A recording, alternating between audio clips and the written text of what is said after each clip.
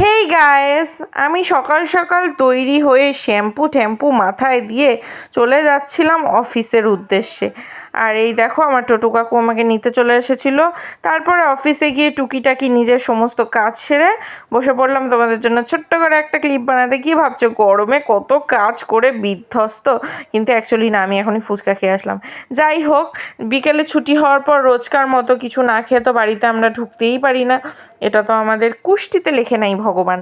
তাই আমরা চলে গিয়েছিলাম বোম্বে কাটিংয়ে গিয়ে এই দেখো আমি সুন্দর করে একটা ভিডিও ক্লিপ নিয়ে নিচ্ছি তোমাদের জন্য, যেন আমি আমি যে চুলটা নিয়ে কী করছি আমি নিজেই তোমাদেরকে বোঝাতে পারবো না। ক্লিপটা পরে দেখে আমার খুবই খারাপ লেগেছিল যে আমি এক্সপেক্ট করিনি এরকম একটা ক্লিপ হয়েছে, কিন্তু যাই হোক আমার কাছে অন্য কিছু ছিল না, তাই বাধ্য হয়ে দিতে লাগলো।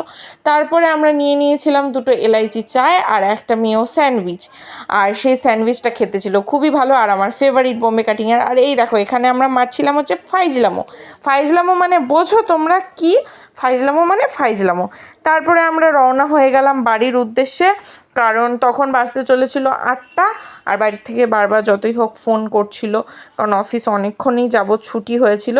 তো টাটা গাইজ, আবার দেখা হচ্ছে আমার কালকে তোমাদের সাথে নতুন কোনো ব্লগে। আর এই টিস্যুটাকে প্লিজ ইগনোর করো, ফ্রির মাল আমি কোথাও ছাড়ি না।